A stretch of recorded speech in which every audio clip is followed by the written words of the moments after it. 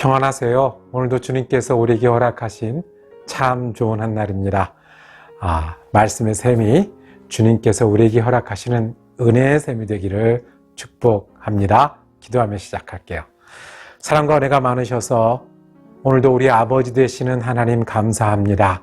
우리가 부를 때마다 응답하시고 우리가 알지 못하는 때에도 우리를 지키시고 함께 하신 은혜 감사합니다.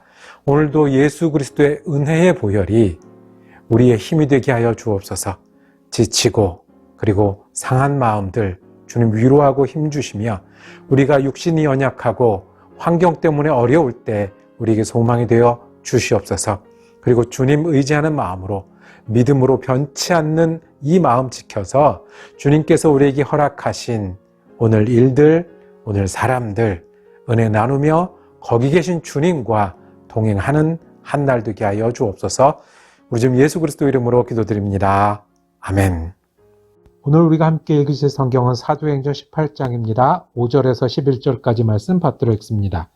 실라와 디모데가 마게도냐로부터 내려오매 바울이 하나님의 말씀에 붙잡혀 유대인들에게 예수는 그리스도라 밝히 증언하니 그들이 대적하여 비방하거늘 바울이 옷을 털면서 이르되 너희 피가 너희 머리로 돌아갈 것이요 나는 깨끗하니라. 이후에는 이방인에게로 가리라 하고 거기서 옮겨 하나님을 경외하는 디도 유스도라 하는 사람의 집에 들어가니 그 집은 회당 옆이라. 또 회당장 그리스도보가 온 집안과 더불어 주를 믿으며 수많은 고린도 사람도 듣고 믿어 세례를 받더라. 밤에 주께서 환상 가운데 바울에게 말씀하시되 두려워하지 말며 침묵하지 말고 말하라. 내가 너와 함께 있음에 어떤 사람도 너를 대적하여 해롭게 할 자가 없을 것이니 이는 성중에 내 백성이 많음이라 하시더라. 1년 6개월을 머물며 그들 가운데서 하나님의 말씀을 가르치니라. 아멘. 오늘 함께 읽으신 말씀을 중심으로 말씀에 사로잡혀 라고 제목 정하고 은혜 나누기를 원합니다. 사도 바울이 여러 곳을 다니면서 말씀을 전합니다. 인간적으로는 굉장히 큰 고생을 했고요. 수고도 아끼지 않았습니다. 결과가 항상 좋은 것도 아니었고 때로는 이 목숨이 위태로운 고비도 넘겨야 했습니다. 이 이야기가 계속 이어지는데요. 오늘 말씀에 실라와 디모데가 마게도니아로부터 왔다고 했습니다. 실라와 디모데는 바울의 동역자고 후배들이고 그리고 바울과 함께 일하는 아들과 같은 그런 일꾼들이었습니다. 그분들이 오니까 바울이요 말씀에 사로잡혀서 예수를 더 전하기 시작했다고 말씀을 합니다. 여기서 그냥 넘어갈 수 없는 단어가 하나 나왔어요. 말씀에 사로잡혔다고 그랬는데 그게 어떤 거죠? 이 말씀은 어떻게 우리가 사로잡히죠? 우리가 이 손목에 사로잡힐 수는 있어요. 그물에 사로잡힐 수는 있고요. 함정에 사로잡힐 수는 있는데 말씀에 사로잡힌다는 것은 어떤 뜻일까? 궁금해지지 않습니까? 세번역 성경에는 말씀에 집중했다라고 이렇게 했습니다. 근데 조금 약해요. 옛 성경 번역에 보면 이 헬라어 단어로 슈네코라는 단어를 썼습니다. 슈네코라는 것은 정말 말 그대로 눌려서 사로잡히는 걸 말한대요. 하나님의 말씀이 나를 둘러싸는 거예요. 나를 누르는 거예요. 그래서 어디로 밀리도록 뭐밖에 할 수 없도록 하나님의 말씀을 전할 수밖에 없도록 바울이 그렇게 됐다라고 말합니다. 이 슈네코라는 단어는 내가 병에 사로잡혀, 두려움에 사로잡혀 이런 식으로 쓰는 거거든요. 말씀에 사로잡혀. 한마디로 제정신이 아니었다는 거예요. 내가 하고 싶은 대로 하는 게 아니라 내가 하던 방법대로 하는 게 아니라 내가 옳고 그름을 판단하는 게 아니라 뭐에 사로잡혀 성령님이 말씀을 그 가운데 채우셔서 일하셨다는 말씀이에요. 부럽지 않습니까? 그러고 보니까 아주 중요한 일은 우리가 이렇게 사로잡혀서 하는 것 같아요. 우리가 자녀들하고 대할 때 다른 사람이면 안 할 것 같은 말과 행동을 합니다. 자녀들에 대한 사랑에 사로잡혀. 우리가 중요한 결정을 할 때, 미국에 올 때, 그때 왜 그런 생각을 했는지 몰라?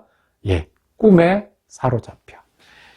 사도 바울은 말씀에 사로잡혔어요. 성령에 사로잡혔어요. 그래서 사도 바울이 제정신으로 한 게 아니라, 자기 힘으로 한 게 아니라, 자기 계산과 계획대로 하는 게 아니라 예수를 전하는 그 말씀에 사로잡혀서 했다는 거예요. 저와 여러분이 예수를 믿을 때 이렇게 믿는 행복이 있었으면 좋겠습니다.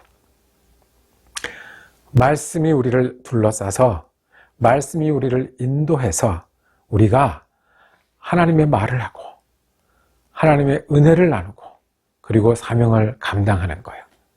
얼마나 귀하고 아름다운 일입니까? 이 말씀에 사로잡힌다는 거는 그러면 어떻게 되겠습니까? 우리가 하고 싶어지는 거예요. 해야 되겠다고 생각하는 거예요. 안 하면 힘들고 오히려 하면 고생이 되고 애를 쓰고 시간을 들여도 되는 일이에요. 이렇게 사도 바울이 예수를 전했고요. 이렇게 우리가 예수를 믿었어요. 그리고 보면 우리가 예수를 믿은 그날도, 그리고 믿고 살아온 여러 순간에도 제정신이 아니었던 때가 많이 있어요. 하고 싶어서, 그리고 해야 되겠어서, 할 수 없어서 그렇게 예수를 믿고 따라왔던 그 영적인 행복이 오늘 우리 행복이 되기를 원합니다. 말씀에 사로잡혀서 사도 바울은 예수가 그리스도인 것을 전했다고 말했습니다.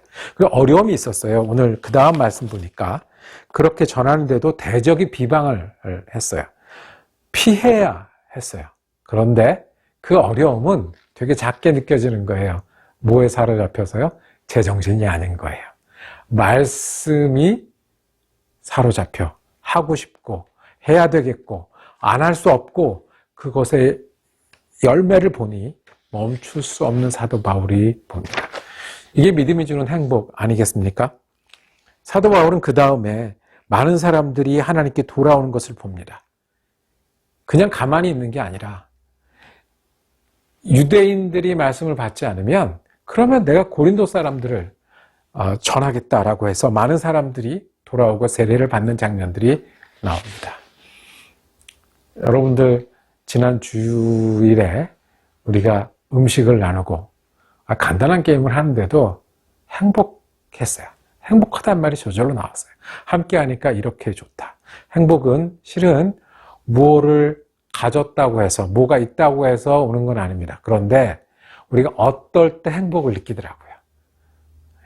맛있는 음식을 먹을 때 행복하기도 하고, 사랑하는 사람과 같이 있을 때 행복하기도 하고, 물론 같은 순간에 모든 행복이 있는 건 아니지만 우리가 사람이라 그 가운데 있으면 행복한 거예요. 영적인 행복은요, 내가 말씀에 사로잡혀 주위에 어떤 사람이 있어요? 말씀을 받는 사람과 있어요. 예수를 믿기로 결정하는 사람과 있어요. 세례를 받는 장면과 있어요. 그리고 사도 바울은 이 어려운 가운데서 하나님의 음성을 듣습니다. 내 눈에 보는 게 전부가 아니고, 내가 겪는 게 전부가 아니고, 너 여기서 더 머물러서 말씀을 전해야 한다. 내가 만날 사람 많이 기다리고 있는 것을 너에게 보여줄게. 그리고 이 사람들과 예수를 전해야 되는 걸 보여줄게. 육신이 행복할 수도 있고요. 친구들을 만나서 관계가 주는 즐거움도 가질 수 있는데, 말씀이 우리를 사로잡아서 우리가 주님과 함께하는 그 행복은 또 얼마나 크겠습니까? 말 그대로 제정신이 아니라 말씀에 사로잡혀서 예수를 믿고 전했던 사도 바울의 믿음이 오늘 우리도 가지는 믿음이 되기를 원합니다.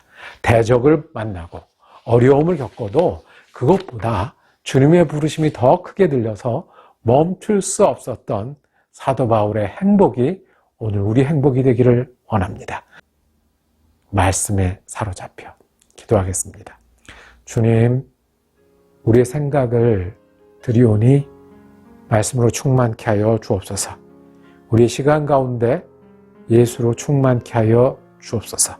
예수와 함께하는 행복이 우리의 행복이 되게 하여 주옵소서. 내가 하고 싶은 것, 해야 되겠는 것, 그리고 멈출 수 없는 일이 예수님 부르신 그 길이 되게 하여 주옵소서. 예수를 믿어도 그렇게 사로잡혀서 믿는 한 날 되게 하시고 믿음 되게 하여 주옵소서. 우리 예수 그리스도 이름으로 기도드립니다. 아멘. 말씀 묵상 함께 할 수 있어서 감사했습니다. 내일은 사도행전 19장 말씀 묵상하겠습니다. 은혜로운 한 날 되시기를 축복합니다.